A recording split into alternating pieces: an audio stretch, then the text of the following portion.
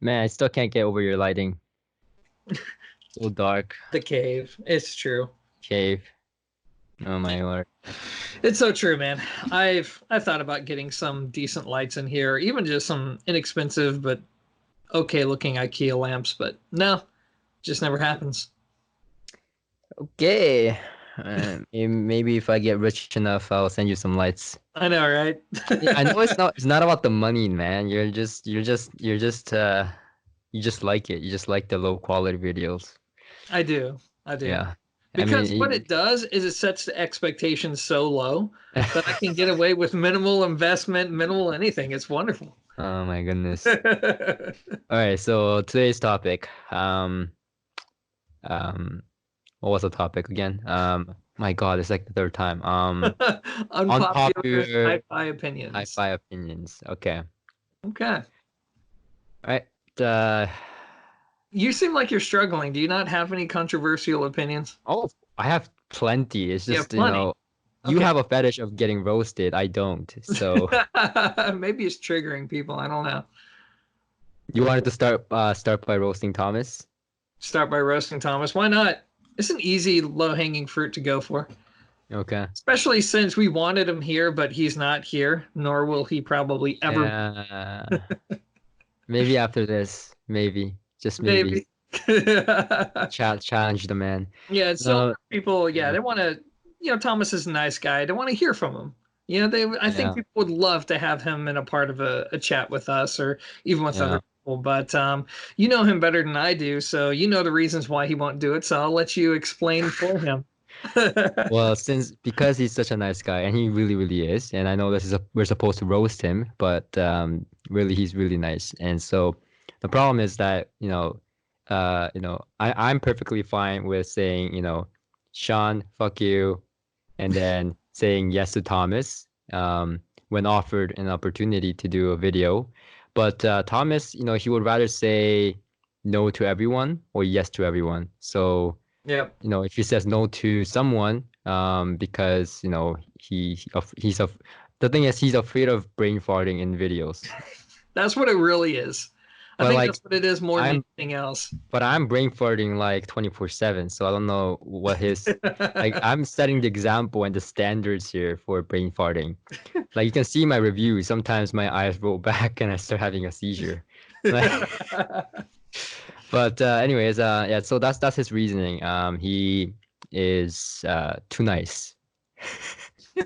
It kind of reminds me of my mom.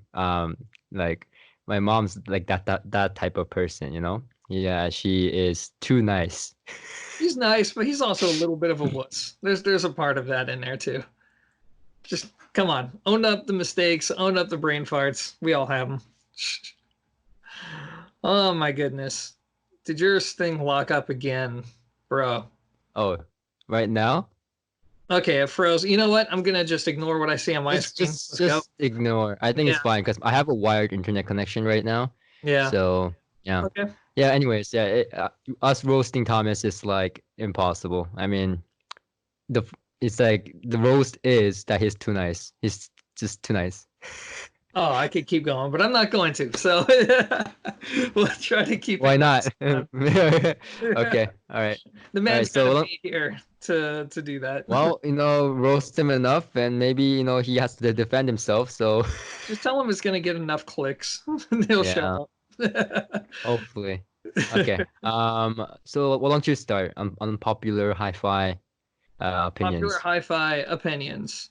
So, and just for clarification, guys, we actually made it all the way up to around this point, and then our Yeah. previous attempt just went nowhere. So, due to a shoddy connection. Uh, the first thing that I want to go over is just an observation, actually. It's not even really an opinion so much as it is rave reviews. And conversely, really negative reviews are the only ones that tend to motivate consumers to make a decision.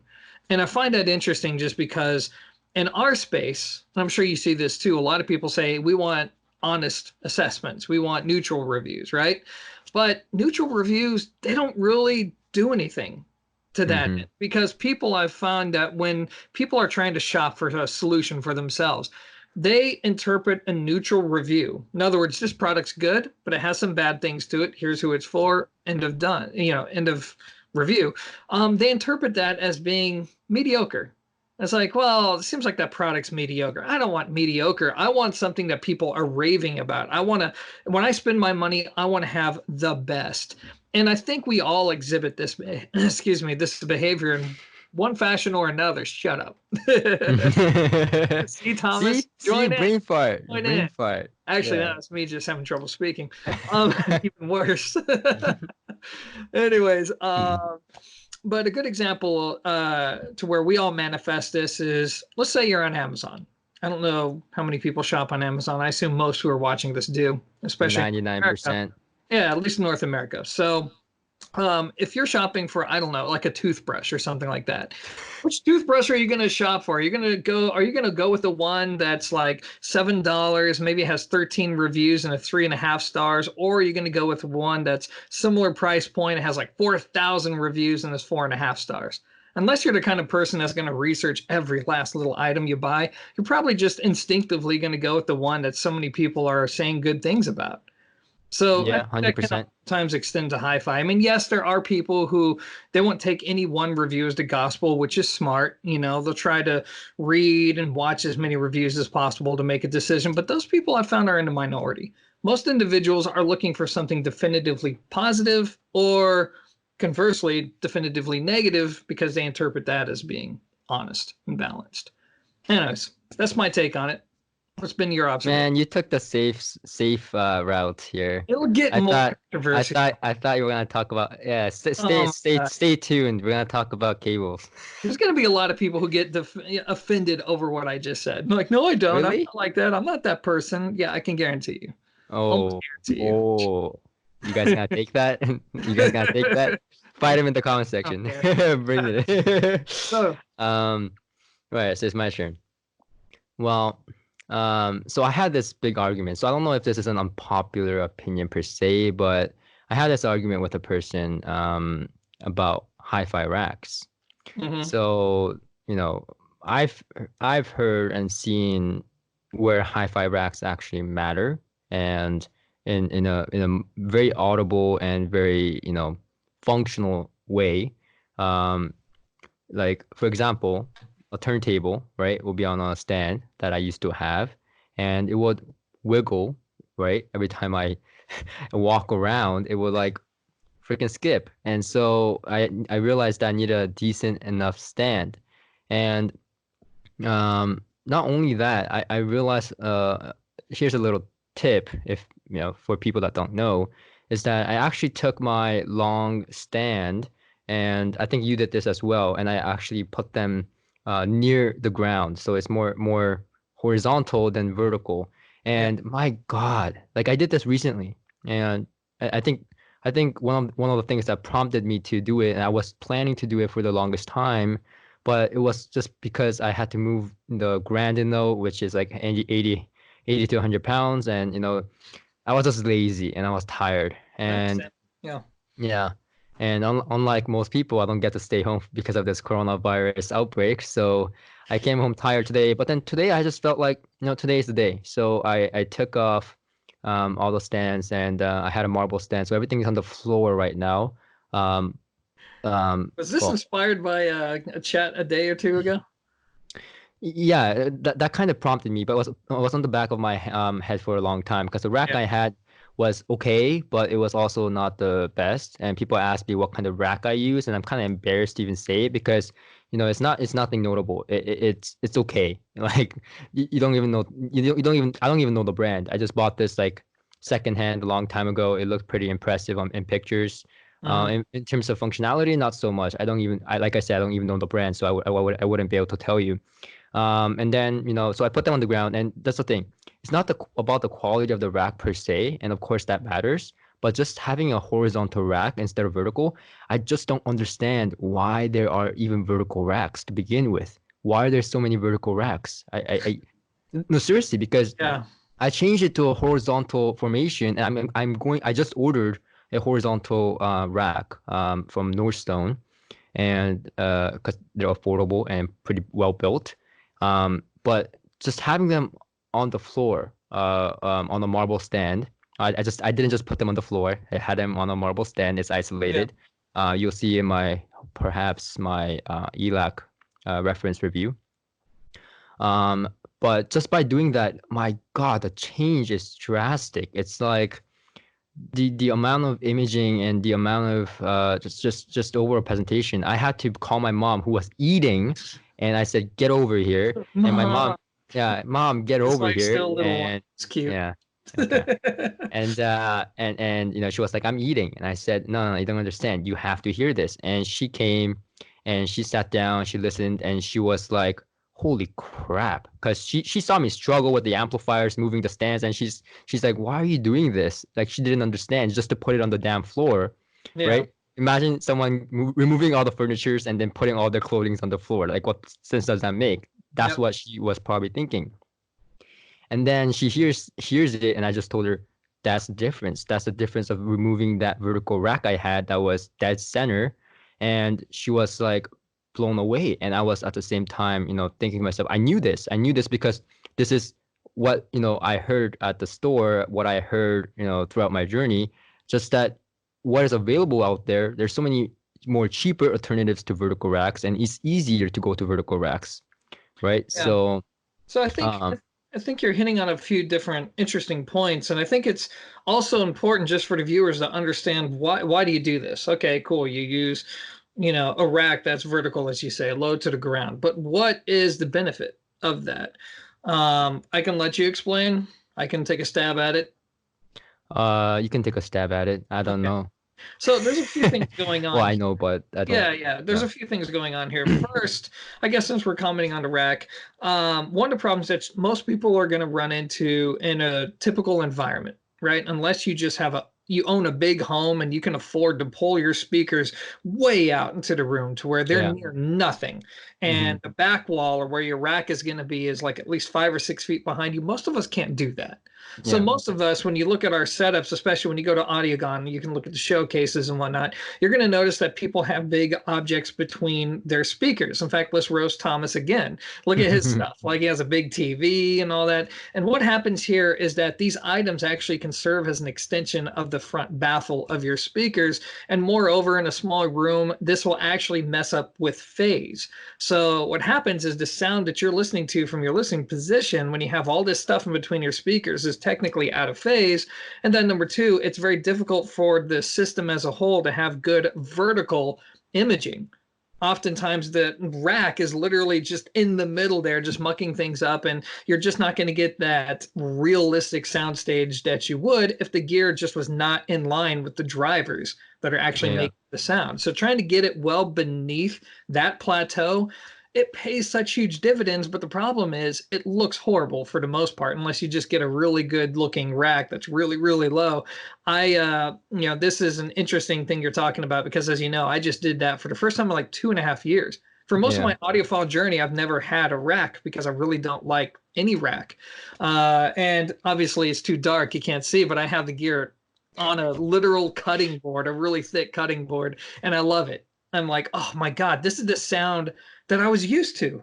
It's Yeah. back. It's been years since I've heard this again, and it's lovely. And on the topic of isolation, anything that's a mechanical device, like a turntable, like a CD player, yeah, they're definitely prone to adverse effects from any kind of vibration. And racks, believe it or not, you can actually measure the impact that a rack will have on it, not just by whether or not the device skips or not, but you can take an accelerometer and you Yeah. can, right at the point that you put your turntable on or whatever, you can measure the actual vibration that is going into your device, whether it's a CD player or turntable. And for turntables, one of the best things that you can use to isolate the turntable from a foundation is springs, Yeah. straight up springs. Really good way to do it. Beats out most audiophile solutions, actually. Anyways, diatribe. You have anything to add? Go for it. No, that's pretty much spot on. The only thing what I would add is depending on where your rack is. So, for example, mine was almost dead center, but a little bit to the left of my speakers. Um, to the imaging, to get the imaging right, I had to do a lot of work before.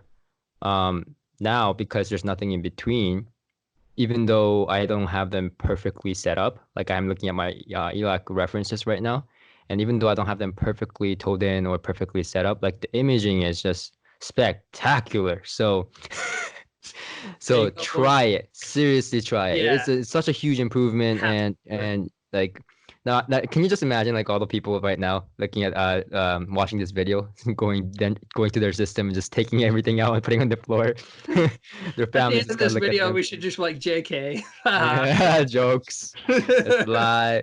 But Man. yeah, it's seriously a big improvement. Yeah, so that's my, I guess, unpopular opinion. I don't know if that's Not, popular, I but don't. it's a Well, tip. I, It's a I good tip. yeah, well, it's unpopular, I think, because it's more towards, I guess, the manufacturing side. Like some manufacturers just, they should, but they don't. Like I talked to one recently, and they just didn't feel the need that this was the case. They were like, whatever you're hearing is not due to the rack, it's due to other factors. So Yeah. I guess it's an unpopular opinion in the manufacturing side, Well, if manufacturing you're side. if you're if your business livelihood depends on selling that kind of a solution and somebody's telling you it's not Yeah, necessary, of I'm course going. your defense mechanism is gonna kick into gear. I'm going down the dark hole right now, the deep hole. Oh That's my not God. gonna That's right. get We my have to ass be whipped. somewhat careful with your situation.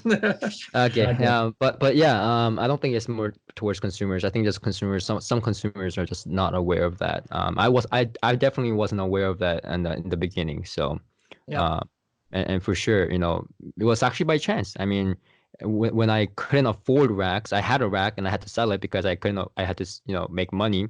And I looked at my speakers. I'm like, I'm not selling my speakers. What can I sell? I looked at my rack and I said, hey, I can sell that for my next rent. So I sold my rack and I had to put them on the floor. And this was a long time ago. And then I was like, wait, that's actually better, right? Like I didn't know why or any of Yeah. that at the time. I was like, why is that better? But then it just doesn't seem right. It just doesn't seem right until, you know what I'm saying? Just putting it on the floor, It's it just doesn't seem right. But it actually improves. So have a horizontal rack, and that's the other thing. There's not many options for the horizontal racks. get your IKEA. Get your IKEA on or You can DIY. try IKEA. You can try IKEA. So let's move on to some other things so we're not talking about racks all day long. Yeah, we've been talking about racks for 17 minutes. Okay. God. Yeah, your turn. Oh my gosh. Class D doesn't suck. It sucks. I don't think I don't think it does. So here's the thing That's it. about Class D. I think it's on the cusp of being as good in most regards as an AB amplifier, but there's still some problems with pulse width modulation. Tonally, I constantly hear it in the mid range. The upper mid range is almost always a little bit dry sounding, and then it's usually compared to a typical Class AB. It just doesn't have any cojones to the sound. It's clean. It's almost like a B&W M series, especially the latest ones, right? And I can't wait to get the flack for this. Uh, It's a precise machine, but there's no torque. There's no immaturity to it in a way. It just, you point it to where you want it to go, it goes there. You accelerate quickly, but there's no drama. There's no fun to it. I feel like Class D is kind of the same way anymore. Now, the top end, like the treble presentation, used to historically be horrible with Class D, but if anything, it's remarkable now. You get really good resolution. Depending on the execution of the design, it can actually be very smooth. Bass, of course, has always been a strong suit. I think it's getting close, and I don't think it sucks anymore. And I think, quite frankly, here's the controversial side of this. I actually think Class D has been good for a long time, and one of the best amplifiers I've heard was an ice amp from like over 10 years ago. And the person treated it though like a Class A amplifier. So even though the circuit was very efficient, I think it was 93% efficient, he gave it a true dual mono design, input and output. The transformers, he used two transformers that totaled over a kilowatt of output power, just for dynamic headroom. And he also used, was it 400,000 microfarads of filter capacitance.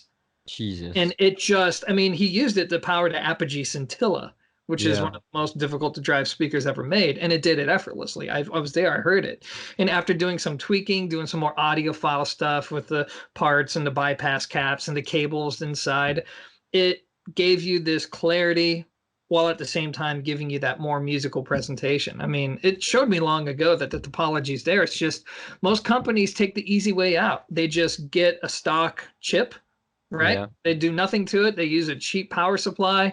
Boom, there you go. You package it up in Yeah. something pretty, you sell it, you make your money, you go on. But when you treat it the right way, the potential is pretty good. Yeah. No, I agree. I'm one of those guys that just the Class D. Even though I come from a studio background, I just didn't like Class D. Sure. Um, but you know what? You're definitely right. Removing some of my biases and actually listening to some of the Class D amplifiers made today, Mm-hmm. it sounds, because I haven't heard what you heard with the Apogees, but like even the Parasound Classic 200 Mm-hmm. that I reviewed, even some of the small ones like the SMSO, that literally, blew me away. I mean, I lent the Billy amplifier and the SMSO Class D amplifier, which I forgot even the model name is like something like Q something whatever. Yeah. It's a small little, $174 or something like that. I lent it to Tujan because he needed to try some amplifiers and he wanted Class D because his plan was to keep it on and play on his desktop. He needed something small, has a lot of functions. So I lent those two pieces to him, and he told me the Billy amplifier is incredible, and he agrees with everything I said in the review. But he says that the SMSL is what wowed him the most because for such a small little thing, he expected absolutely nothing out of it, and he says that it does everything that he requires for his desktop solution, right? So, I can see and that that. guy is all about simplicity, right? And that's the other thing. If you're someone, living in a smaller space, if you want a desktop setup, something simple, small, there's a lot of options out there nowadays that sounded a lot better than when I started. When I started, it was just like Yeah. just not there. So Especially maybe when I that, started. Yeah, yeah, absolutely. yeah. So, A yeah, good I agree with good that. side note, by the way, just so the Hmm. audience knows, to continue on with the theme of roasting Thomas throughout the video, he does like the D. Read into that as it He, will. he likes the D. He loves the D. Demonetized. He can't get enough. Demonetized. We have to say Class D. He likes Class D. Class D. Okay. Is it Uh, my turn? it is your Yeah. turn. Cable lifters. Let's start getting into. We're 20 minutes in. No. Let's get Okay. into cable lifters. Cable lifters. It is a freaking snake oil. Okay. I was trying to follow you here. I was like, are we gonna have a little disagreement? The cable lifter. So I found that it's more important. I don't even know if it's audible. I just do it just so my head is happy. I Yeah. like to make sure that the cables aren't touching each other, especially the Yeah. power cables touching any of the signal cables. And I do know some people that like to cross the cables if they have to cross and to try to make them cross at 90-degree angles. But I've tried lifters. I have. I've tried it, and even on carpeted flooring, wood carpeting doesn't matter. I've never heard a difference. I've never experienced one. I know I'd never be able to pass a blind AV test, but I do think it looks cool. And if somebody wants Yeah. to buy it and they say, man, it just looks awesome, do it. Just go for So it. I have two experience with cable lifters. Okay. So I don't have too many. So maybe that's why. And you Okay. can take that for what you will. But just like you, I've heard no difference I don't whatsoever. think it's controversial though to say that because I think most Well, people no, blame them. well, because What about cables? Let's switch it again. Let me put you on the hot spot. What about cables? well, Come shit. on. Come on. Okay, well, Come on, boy with the French bulldog. power cables. So here's the first time when I actually heard a difference. So here's the thing. Let me go back to the cable lifters first, so that people think I'm not crazy. Okay, Okay. like I need to back myself up here a little bit first, okay? So I had my first experience just so because people know, like when someone asks me. So there's a lot of different types of people out there, and one of the type of people are if someone or three or four people in the room, right? And it's natural. It's been tested, right? It says they hear a difference, and you're the odd one out. You're like, yeah, I hear the difference, but you really Yeah. don't. I'm not that type of person. Like I'm like that odd kid in the school that we would say, the teacher's like everyone gets it, it's simple, right? And then everyone's like, yeah, we get it. And I put my hand up and say, nope, I have no clue what the fuck you're talking about. You're more Explain intelligent to than me. I am. I wouldn't say anything, and I would just continue on to class. Well, I needed. I'm one of the. I was that odd kid in class that needed to know everything, and I know that's like really annoying, but yeah, I was that kid in school. But yeah, so when a stereophile reviewer um, tested cable lifters for me, and he didn't impose any bias on me. He didn't say, do you hear a difference? He just wanted me to see if I can hear the difference, and I couldn't hear the difference, and he was fine with that. And that was my first experience, very brief. And then today we tried fog lifters from AudioQuest, Okay. and um, my coworker said that he heard some difference, and he explained the difference that he heard, and he asked me if I heard that difference, and I straight out could not agree. Yeah. I could not hear. Maybe his ears are better than mine, but I couldn't hear a single damn difference. So now that I have backed myself up, now moving on to the Okay. cables. Okay. The power cables, especially when you put it into a source, actually, unfortunately, makes a difference. From my experience. I've experienced the same thing. I've experienced plenty of scenarios to where it hasn't made a difference, Mhm. but I've experienced enough to where I have been able to perceive it. In Yeah, fact, even a good buddy of mine who I respect his opinion, right? I mean, yeah. he doesn't hear a big difference between cables, but he No, likes no. playing with them. And but the one time he actually told me about hearing an audible difference was with the power cable, and what he described was exactly in line with what I've experienced as well when Yeah. I do experience it. Anyways, I'm sorry, I hijacked you once again. Go on. No, no, no. So like, see, I come from a scientific background, and Hmm. and I completely understand what people are saying. What's that little length gonna do? The cables in your amplifier and your speakers, your wall, your Yeah. entire earth is like shit. Then why does that cable matter, right? Mhm. Like why that like now the cables I get to play around with are drastically different in price points. I get to play around with $100, $50 cables, and I get to play around with many, you know, 30,000, even $40,000 cables. And I'm not saying expensive is better. No, nor am I saying that I would own such cable myself. It's just that it's very interesting to hear that there is an actual difference. And it's one time I heard this drastic difference was actually going from an XLO cable to a Mhm. cordless power cable. Okay. So I was reviewing an amplifier well back, and this was my attempt into reviewing a stereo amplifier. But I didn't do it because I just felt like I wasn't experienced enough at the time. And I was reviewing this amplifier from Name, Okay. and I bought it to review it. They didn't send it to me or anything like that, obviously, at the time. And I was running a pair of JBL L100s with Name, and I plugged in an XLO cable that I bought to the Name, and I found it to be a lot more like a little bit too bright to me. And this was a setup that I fully intended to keep. So I asked around saying, what can I do to change? Is it the amplifier or the speaker that I should change? Yada, yada, yada. And this person suggested to me that I try the cordless cable on my Name. Mhm. And the cordless cable was three times the price point. So the XLO was $100. I got it used, obviously, and the cordless used was $300. So Yeah. that to me was substantial at the time, and so I bought it, and I switched it.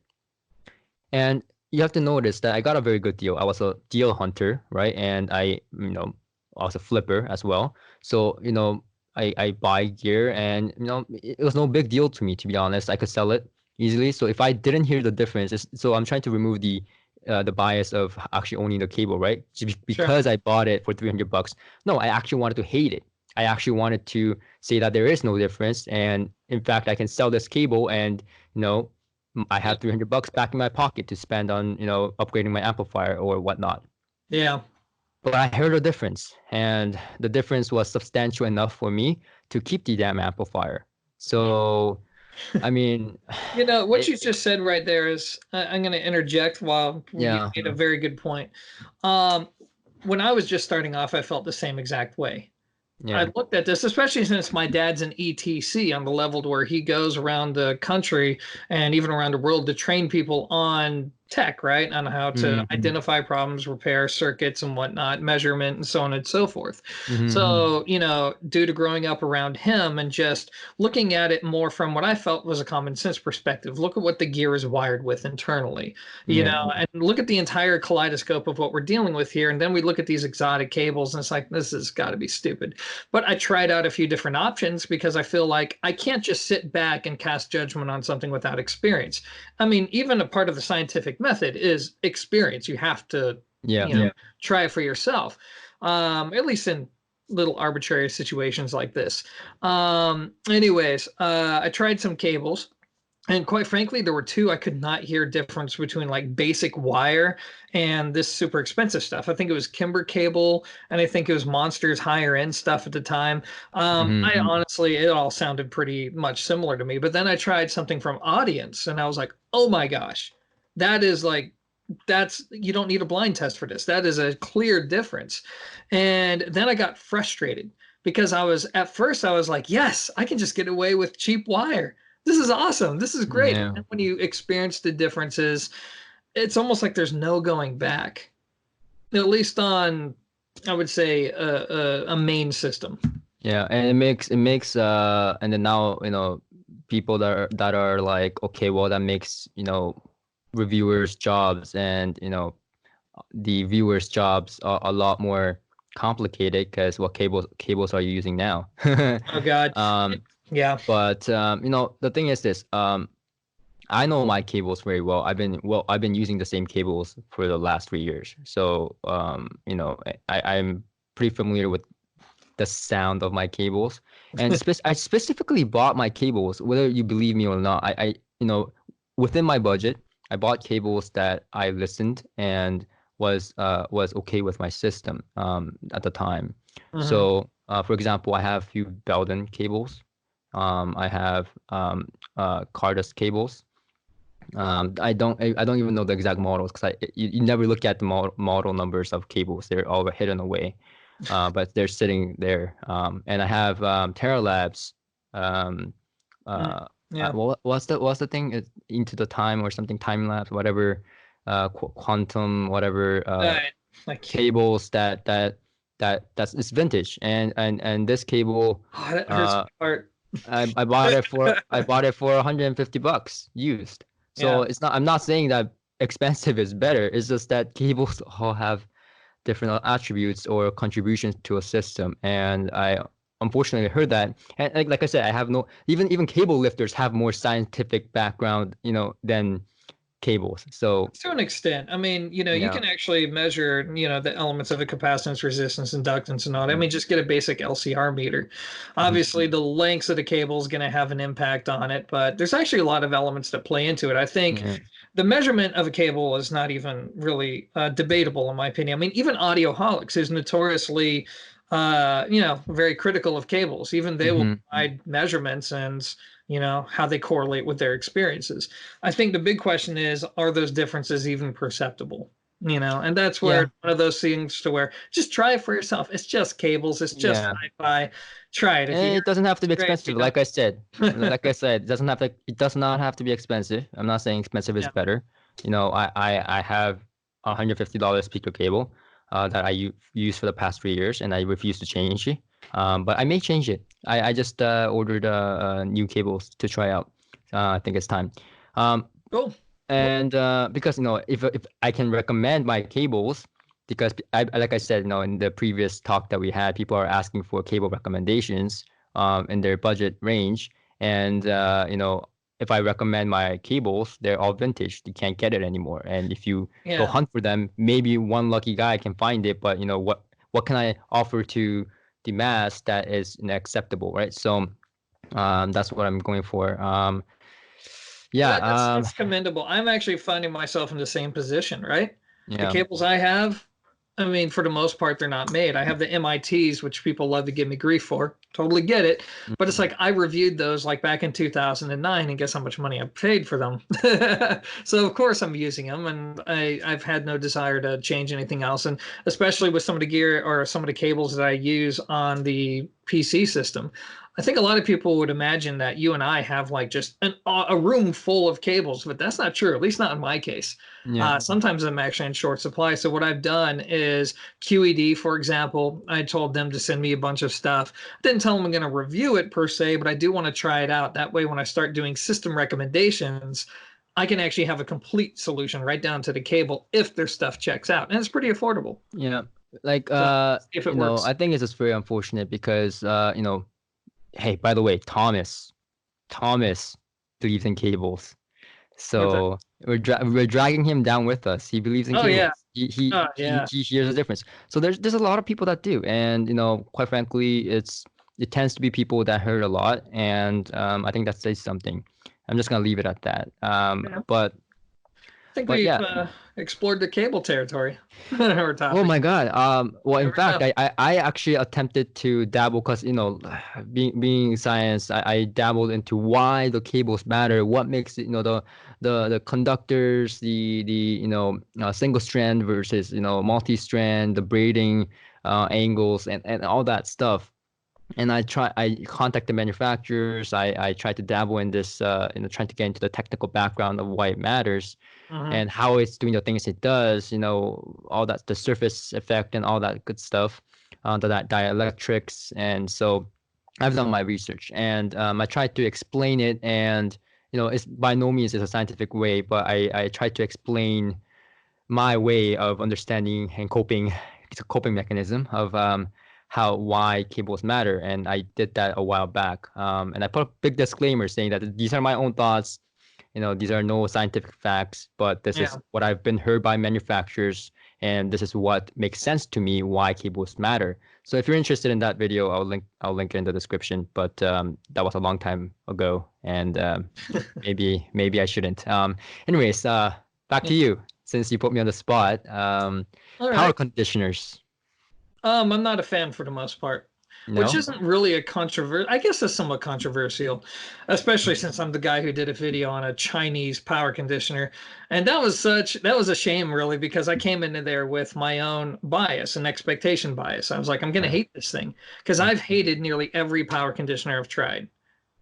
It doesn't matter. PS Audio, their power plants, tried a few of those, tried regenerators, Monster Cable, Panamax, the APCs, Trip Lights, the list goes on, Richard Gray and all that. And I'm like, I prefer the sound plug directly into the wall 90% of the time.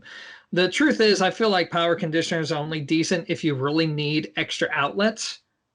Finding one that does no real harm. I mean, that's kind of the ultimate goal, right? It does no harm. There's no audible difference. You just have more outlets. That's the ultimate goal. But for me, I just feel like the sound is shrunken down in scale most of the time. The amplifiers performance, especially high current amplifiers, like it just seems like they're just not as expressive, for lack of a better word. It just doesn't sound as natural to me. So I prefer everything plugged into the wall. Lifeless. Yeah, If lifeless, whatever. lifeless. Yeah. Homogeneous is Yes. more or less what I experience through power conditioners. Yes. So the answer is I'm usually not a fan of it. If you can plug Hmm. it directly into the wall, and if you're lucky enough to have even halfway decent clean power going to your gear, because usually transformers do a halfway decent job of removing noise anyways. That's how I prefer to do things. But no hate on people who have big money into their power conditioners and feel like it just made all the difference in the world. I'm pretty much the same with you. If let's say you're limited to two outlets, and you can plug in only 2 of your components, what would it be? Integrated amplifier CD player. Yeah, yeah. So for me, if I'm limited to 1 or 2 outlets, for me it's always amplifiers as well. Yeah. I think I've tried a bunch of stuff, and that seems to be always the better solution. Power conditioners for me, I'm not a fan of PS Audio, unfortunately, and I may get flamed for saying that, but you know what?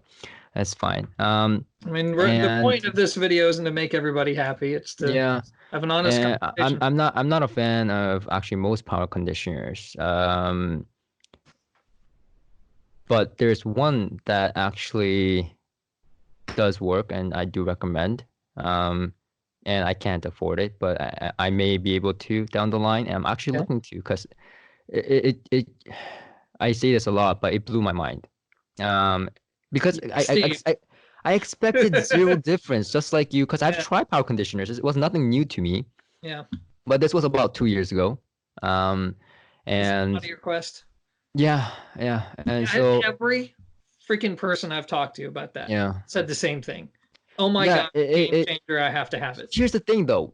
The Niagara 5000 Yeah. was always in the store demo room. It was always there. Everything was plugged in. From the day I arrived at the store and started working, for the last 4 years, it was always hooked up. But then one client came in and he bought a name stack from me, the amplifier, preamplifier, the classic series, Yeah. and he bought a pair of Wilson Audio Sabrinas, and he was listening to Sabrinas with the name, and it sounded absolutely fabulous. That was a fabulous combination. Yep.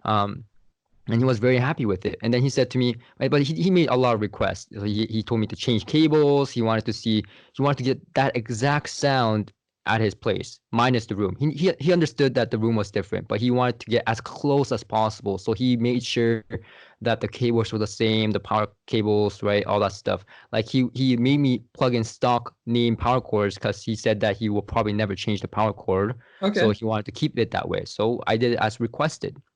Do you keep the NACA cables as well? Yeah, everything, everything. So that's what I played for him, and of course we plugged it into the Niagara, because the outlet is pretty far to the right or to the left. There's one on the left and the one on the right, but it's pretty far. There's no place for the amplifier to get there and make it easy.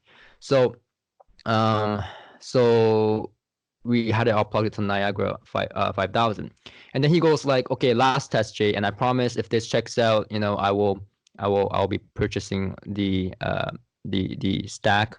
And he says that I want to make sure the power conditioner is not doing anything to substantially affect this. And I said, it's not. No. I guarantee you it's not, because I'm lazy, and partially it is, but it's not gonna make that much of a difference. And I'm a terrible salesman. I mean, I should be like, yes, it makes all the difference, buy it too. But he wanted to make sure. So he was dedicated. He was like, please plug it into the wall. So I get up, I say, this is the last thing I'm doing for you. This is a decision-making factor. I'm not moving these freaking heavy stack, because the name stack is one stack and they're all connected. Yeah, I'm familiar with their stuff. So I don't want to disconnect it. If you disconnect it, then now you have to be freaking fidgeting around, going like, which input.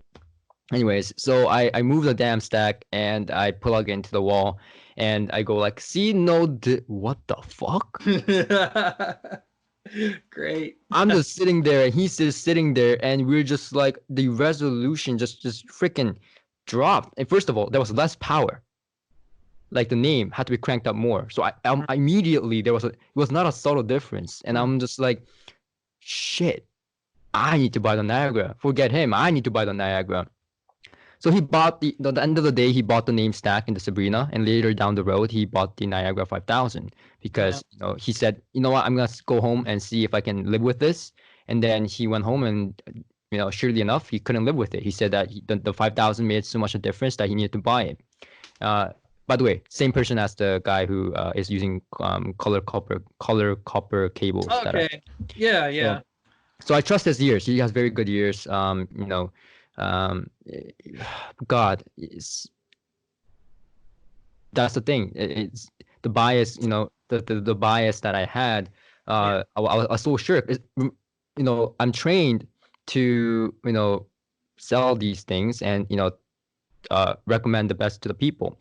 So the fact is that when he asked me how much does the power conditioner make how much of a difference does it make, I should be able to answer that. But it was always plugged in. It escaped my mind that it's making that much of a difference because it's a power conditioner. I've heard power conditioners. In fact, I've heard power conditioners that are 10 times the price of that Niagara 5000, and it didn't make much of a difference to me. And so I heard a PS Audio P20, right? And so and those all came in after the Niagara 5000, so I was able to hear just after the fact of hooking it up to the unit, right? Whereas the Niagara was just sitting there, always plugged in. So it just escaped my mind, and it that's why I'm saying it blew my mind, because the difference was so drastic. I was thinking to myself, how is that even remotely possible? And the first thing I did was I went to the website to look at the internal design, and I'm just going like, shit, like. I love those moments of surprise, though, man. That's what we I live love for. it. It's humbling, number one, but then it's cool when it's a positive surprise. I mean, I think for me, not related to power, strips or conditioners or anything like that, would be the Klipsch R51Ms. Their least expensive little monitor. I came into this almost with the expectation that I'm going to return it without a review. Before it even landed, I almost made up my mind that, okay, well, this is a waste. This is a horrible way to, start, reviewing things for Klipsch because it came from them. But I was like, okay, this is going to be trash. I've heard the previous generation before this. I just really didn't like it. But hey, let's give this a shot. I give it a shot, and I'm like, this is the first Klipsch I've heard that doesn't sound like a horn. Like put a grill on it, point it directly out into the room. I could guarantee you I couldn't pass a blind A/B test in terms of identifying the affordable speaker that uses a horn. Now, after that, I've learned it's the only Klipsch speaker that seems to not have that honky horn, like shouty effect to it. But I like that though. I loved being wrong in a sense before it even landed. All right, so where are we at right now? We're at 47 minutes. We have time for one more topic. What do you think? Yeah. I think I two. Let's do two. I have two in my mind. Okay. Let's go with the first one. Is all beryllium tweeters, all metal dome tweeters are bright as hell. They're bright motherfuckers. Man. See, I don't know if I can agree with that. No, I'm not saying that. I'm not saying that's true. I'm just saying that's well, that's the popular opinion. The unpopular opinion is, beryllium tweeters can sound soft. I guess that's the opposite. So Okay. I don't know. I disagree with that. I've heard beryllium tweeters that doesn't sound bright or sharp, and it has to a lot. I think you know what I found recently, because I'm reviewing the Focal speakers right now, and I actually had few speakers in here that's right now and in the store, which sounded a little bit more towards the brighter side. And yes, they were using beryllium tweeters and metal dome tweeters, but some cases, one of them are actually using soft dome tweeters. And I think it's all about positioning and also the equipment matching. And when you get it down, my God, first of all, I don't like to tilt those kind of speakers towards my ears. I like to face them out towards and that actually just expands the soundstage. And because they're so good at focusing to begin with, like Magicals, for example, you already have that imaging. It is almost like it is dead center, whether you have it face towards you or not. And when you have them face towards out the room, the speakers, the soundstage and the placement within that soundstage is just expanded. And I think it's a new way of looking at it, because I personally hated metal dome tweeters with all my passion before, because I had few very bad experiences. And some people don't know how to set it up, and they expect that every speaker should be tilted in this way in the exact same position, and it should sound the way it does. No, I think that metal dome tweeters, or a little bit more brighter sounding speakers, if you place them correctly, then it can be incredibly well. Now, given that they're designed well, right? So I No, don't think that's that's true.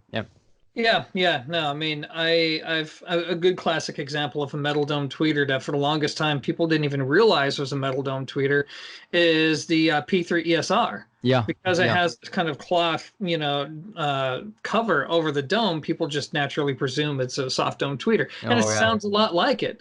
But at least I don't know about the XD that just came out, Mm-hmm. but I assume it's a lot more bumped up. But the Harbeth rolls off dramatically at 15 kilohertz, and a lot of it is just CS did a great job of dampening that dome. One of the most difficult things about a metal dome tweeter is actually the phase cap that goes over it, because Yeah. it's very difficult to predict the behavior between how sound is going to propagate from the driver to this cap and how that interaction is going to go. Software can only get you so far nowadays, so a lot of it still has to rely on human input, and it's very difficult to pull off, incredibly difficult. But I think CS did a great job with this tweeter. I think with the Totem Hawk they also Mm-hmm. did a great, actually no, that was MB Court who did that tweeter. So there's another example with the right crossover to right design. The actual response of the driver and its behavior is pretty well damped. And yeah, metal domes can definitely sound really good. But of course, the one thing about metal domes that I've never been able to escape is I'm a guy who's really into tone. And I think they Mm-hmm. give and they take. And I've never heard a metal dome tweeter that doesn't truly sound like one in one Yeah. capacity or another. There's still almost going to be that metallic type presentation to it. But that's what I experience with every material. Doesn't matter whether it's paper, if it's a magnesium alloy, if it's a whatever type of driver, an electrostat, the polymer or the planar, Mm-hmm. those materials, like it all sounds like what it is to me. But yeah, metal domes can still be pretty smooth. Yeah. Yeah, for sure. And your last one, Last one. Speaker, should you tilt it inward or out towards the room?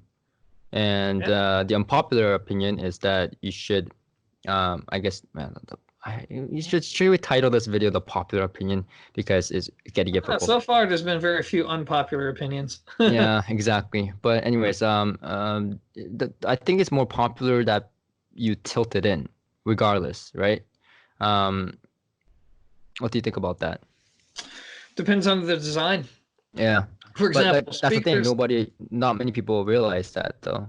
A lot Sure. of people just tilt it in.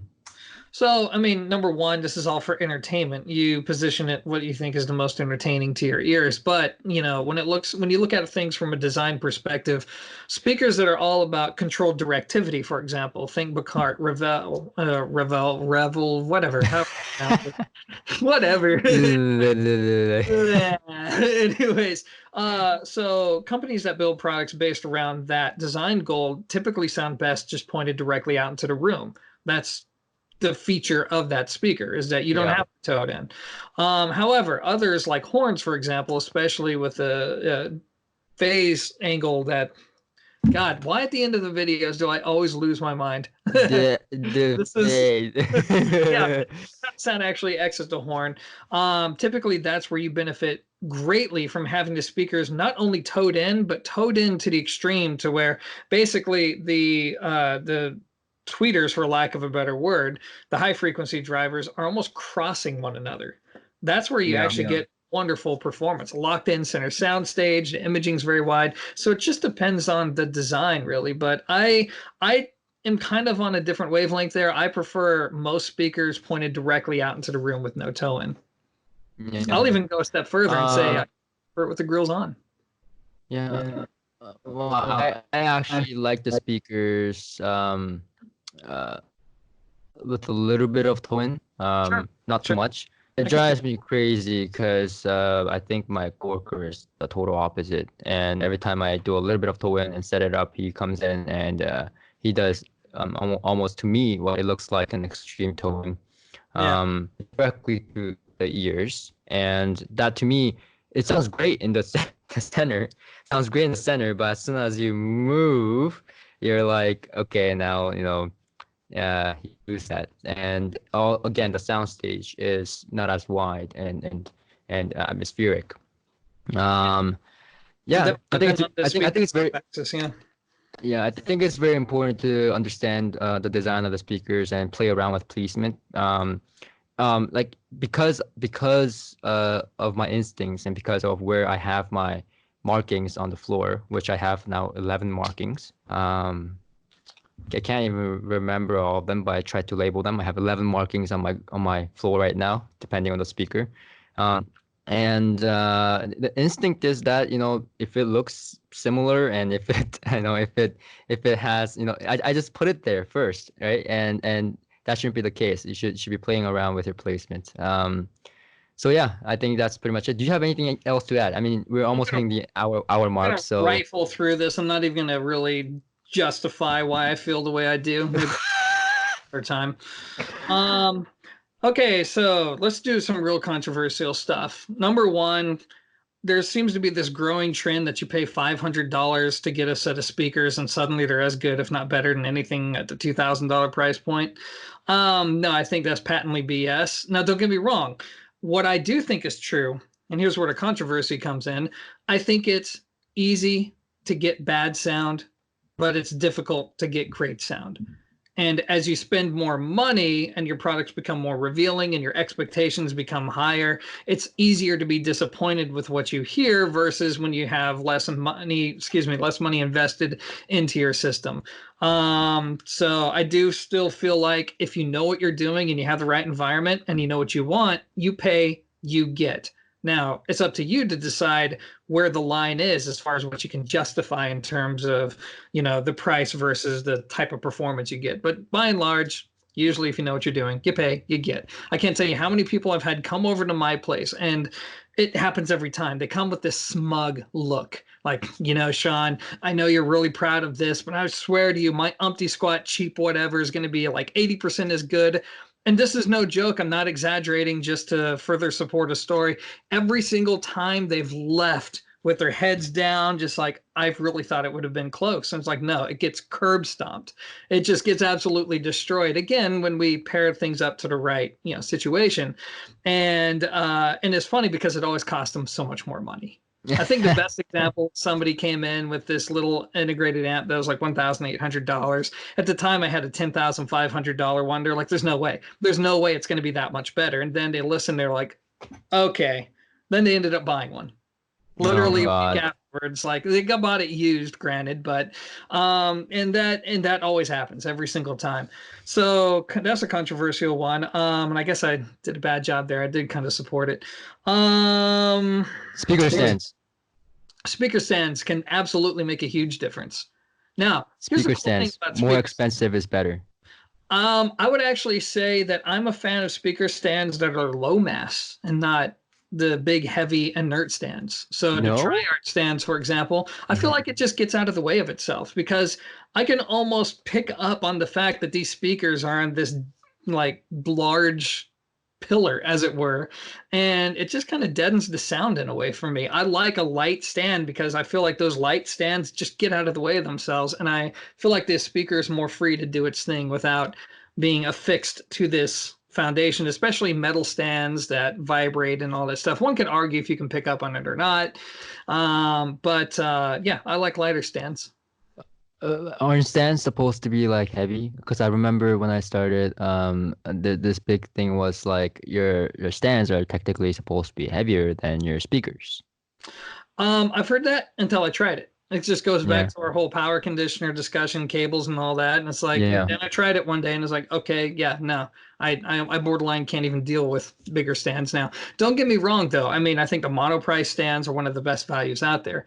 Get them, yeah, fill them with sand for 99% of people out there. It's good enough. You just have to be a part of that 1% that's really pedantic like I am. And that's when it may make more sense. But yeah. I'm just saying that because I think this is the only time I think we disagree in this entire yeah, video. yeah. Um, so here's the thing. I've tried a lot of stands over the years. I bought used. I've bought pretty darn expensive stands. Yeah. I've tried a lot of stands. I mean, I've done like, when I really didn't have money, I used like cement blocks, Participant, the yeah, DIY yeah, $10. yeah.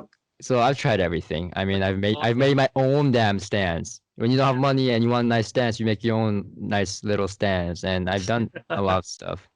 Yeah. And hell, I've made stands with granite before. So, but then here's the thing.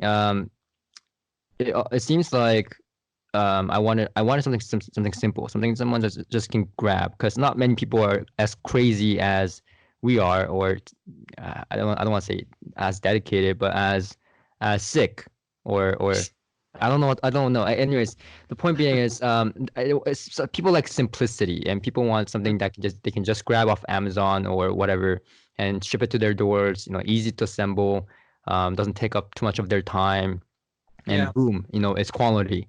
I looked at a lot of budget stands that I can recommend. I was looking at anything below $300. That was my cut line. Yeah. Um, because that to me was acceptable to a lot of people. And hell, even used stands go for like $300, $150 or whatnot. So unless you get them from like $70 and they're crappy and whatever, but I've been hunting and I saw this mono price stand. In fact, my coworker was looking at it online the other day, and he was like, "Oh, Jay, look at this. It looks solid, and it's only $100 or even less, right?"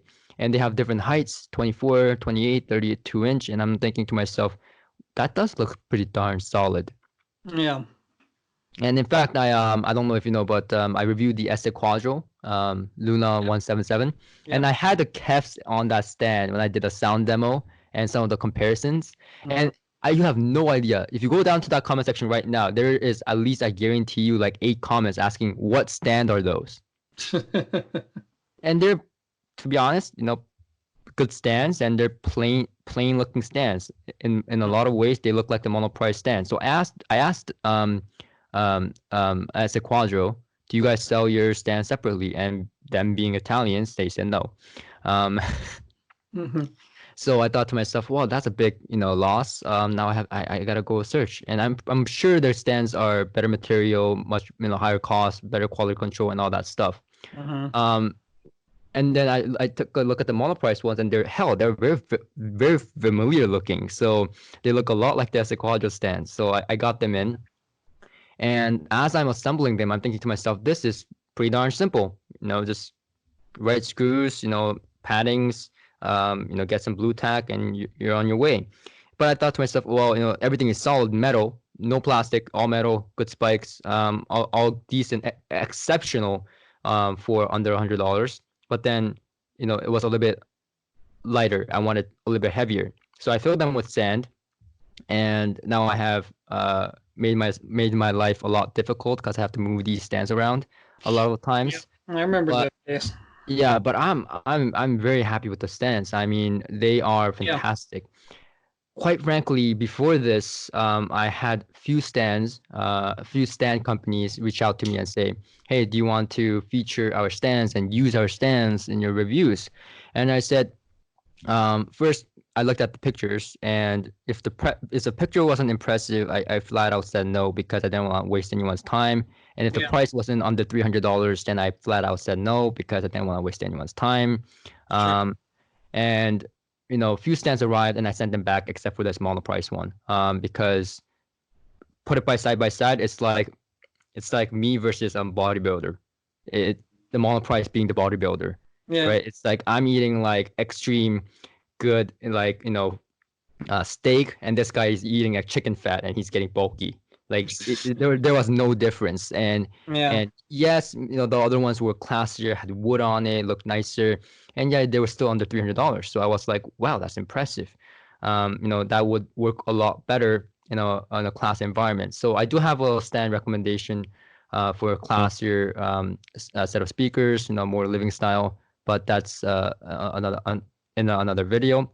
But like you said, for the 99% of people out there, or 90% of the people out there, the mono price stands, like, I can't express how impressive these stands are. Like, I bought a Yeah. stand used. I have a stand that I painted gold. Sean, I have a golden stand because I'm Asian and I like gold.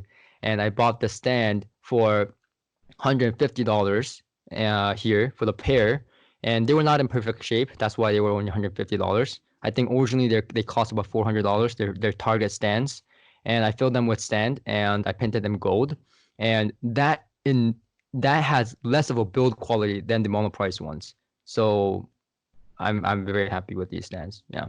Very cool. Very cool. How did it lead up to me raving about the monoprice again? Oh, speaker stands. I don't Does know, does, man. does it make? You've done like I'd say about 5 videos within a video. It's just Oh my God. I mean, things. once you start So talking about it, but I yeah. think yeah, I think that pretty much covers it. I mean, we can go on and on like I'm this. sure this could be like a 2 hour Yeah, conversation, but I yeah, don't even know if anybody's listening at this point. yeah. So if you're listening, what if they're listening up to this point? They're true. Uh, I don't know what to say. Fine words. You're one of us. You're a loser. Exactly, one of You're us. one of us. You're a loser. Oh my Uh, God. Yeah, but no, it's this has been a lot of fun. I think we've covered some ground here. I this definitely is. think we've given people enough ammo for the pedantics to latch on to what is Oh this? yeah. I mean, they can. Hour, 5 minutes unscripted. Yeah, This they can pick oh, in. My God, it's a buffet. We just gave them it's a a buffet to buffet. It's a pick apart. buffet. Oh Have a yeah. party.